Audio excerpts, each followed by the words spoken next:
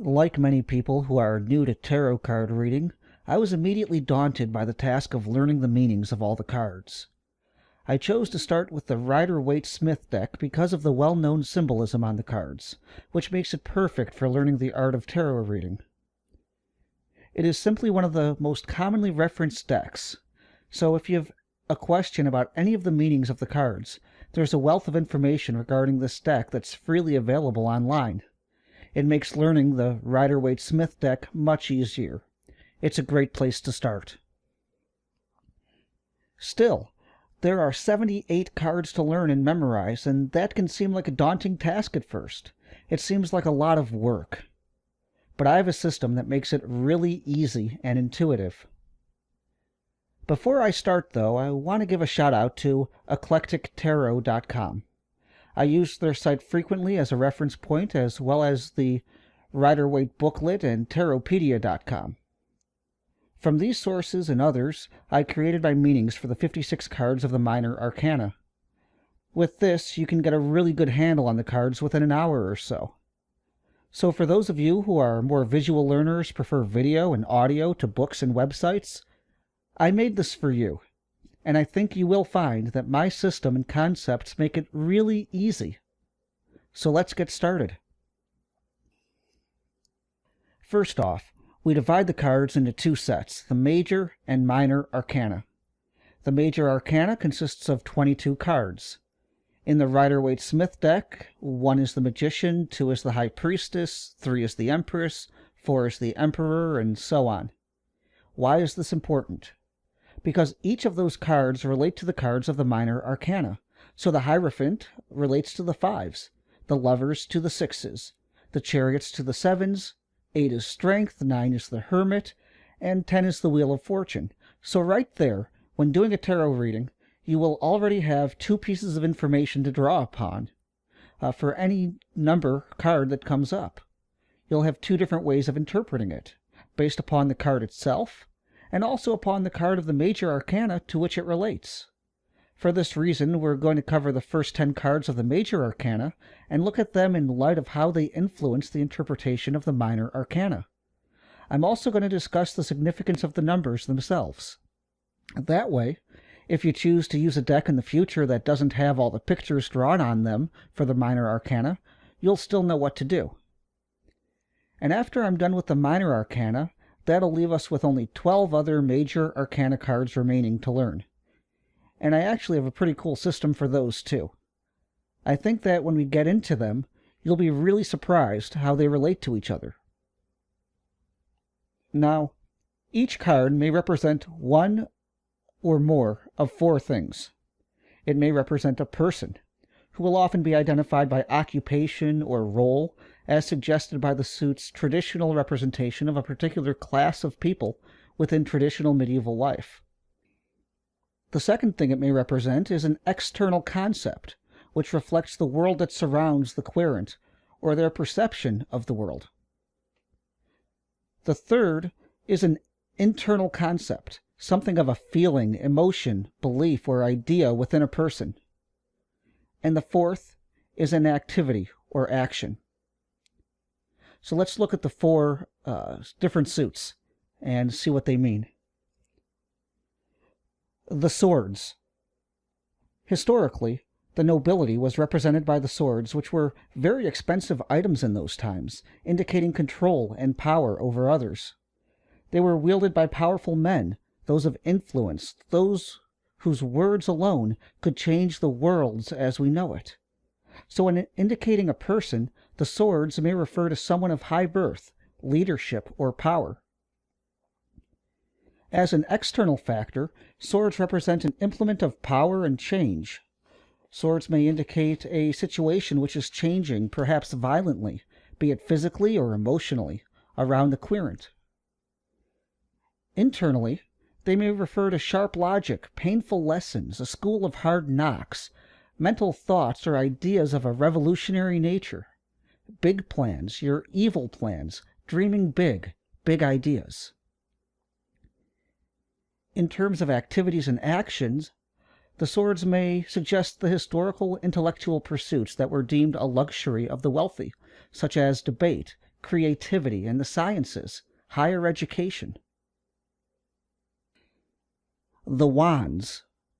Historically, the wands represent the middle class, the merchants and tradespeople, as well as those who have attained certain comforts within their life.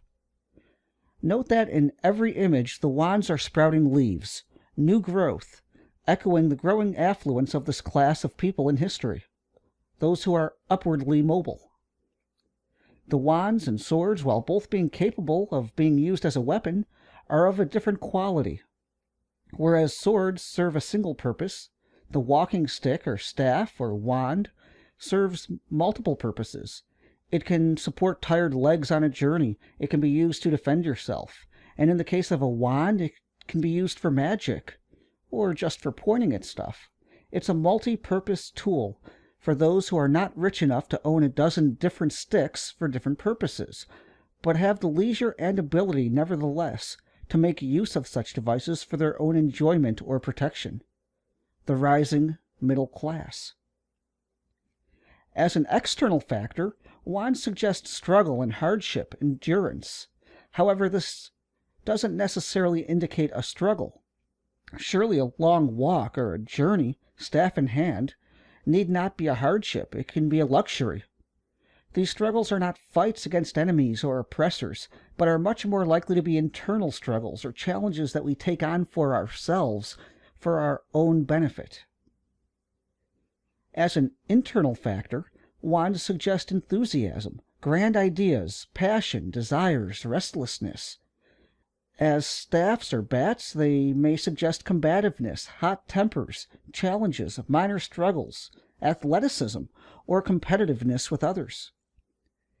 Internally, walking sticks, staffs, wands, and all those things are used to change the world around us, but in a less emotionally violent way than the swords. They do so without the fear that a sword brings, but with the understanding still there that the holder of a wand or staff carries with him or her a certain power. Internally, they may represent travel from one mindset to another, persuasion towards a different viewpoint, or persuasion in a way which is less turbulent than the swords. In terms of activities or actions, the wands represent travel, adventure, wanderlust, athleticism, basically any activity that could be described as leisure or a leisurely pursuit. The cups. Historically, the cups represent religious figures, but are also understood to represent those for whom you have a deep love, feel a great passion. I once heard someone say that love is like wetting your pants. Others can see it plainly, but only you can feel the warmth. That's what these cards are about. Not necessarily romantic love, although it could be, but those people who stir deep, passionate emotions within you and create the experiences that impact your heart. Someone like a relative, a very close friend, or someone with whom we share a deep bond of our spirits or hearts. As an external factor, think of a cup as the heart of others, being empty or full of love or spirit. The cups represent things which will fill or empty one's spirit or soul. The things or people who move men's hearts, the things in which they find passion and strength, shared experience amongst others. As an internal factor, the cups are about romantic or poetic ideas, things that appeal to our heart and our spirit. It is your inner drive or passion, the thing that moves you forward when you're feeling down. The cups can relate to a humble spiritualism, a search for beauty or divine love. The spiritual, the emotional, and particularly the emotions that are identified with love, such as sorrow, bliss, passion, nostalgia. In terms of activities or actions, the cups indicate someone or something with which the heart is vested. It could be their passionate hobby or work, or a person for whom you have a passion. The pentacles. The pentacles are sometimes called the coins. Historically, they relate to the common person whose mere existence consisted of little more than the day-to-day concerns of life. The ones who could not travel, We're more concerned with putting food on the table than dreams of wondrous travels and adventures. This is about the people possessed of regular, mundane, and ordinary, earthly and physical concerns. These are the cards of the pragmatic, hard-working person, maybe paid well below their worth, but also possibly the person who sabotages their long-term future with indulgences in meaningless luxuries or trivial things that take them away from the path of the common person. The Pentacles may also represent someone with who your relationship revolves strictly around such concerns as these. Someone like a beggar, a banker, a thief, a person who comes around and makes your life more comfortable or more miserable in small ways which don't drastically alter who you are as a person, but are appreciated or not nonetheless. They also represent the long, slow path to wealth, or to truly long-lasting relationships. As an external factor, the Pentacles involve issues of money, possessions, shelter, the physical well-being, material wealth, a pension, long-term investments, our land, our home. Pentacles or coins also represent our social interactions and responsibilities, as these too are things that we expect to evolve over time and extend and hopefully flourish throughout our life.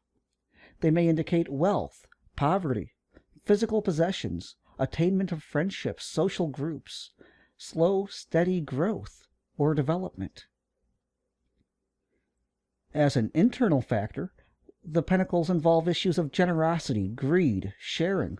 They indicate a sense of hard work, our work ethic, the things we feel compelled to do not out of passion or ego, but simply to put food on the table and to make ends meet, or to maintain our own health, physical well-being. They may reflect our common day-to-day concerns of bills, health, and a steady future. In terms of activities or actions, the long, slow path to wealth or truly lasting relationships, with the Pentacles or coins, we consider that which enriches us and that which enriches others. It is the day-to-day tasks we face in the hope of creating something of long-term substance, value, and meaning. This concludes my overview of the suits. Pretty simple, right? Next, I'm going to show you how to easily and deeply understand the meanings of all 56 cards in the Minor Arcana. Along the way, you'll find yourself picking up almost half of the Major Arcana as well, with no extra effort at all. First, I'm going to break down the 56 cards into 14 groups, the aces, the twos, the threes, and so on. So instead of having 56 cards, you only have one set of 14 cards, each with 4 different suits, and a card of the Major Arcana as an influence over those cards. You already know the suits. Now it's just a matter of learning the 14 cards and their relation to the Major Arcana. And luckily, the cards all have pretty pictures on them to help you along. So allow yourself to relax if you can remember how to do that. Enjoy the process, because it's not often that you get to learn this much from a single YouTube video.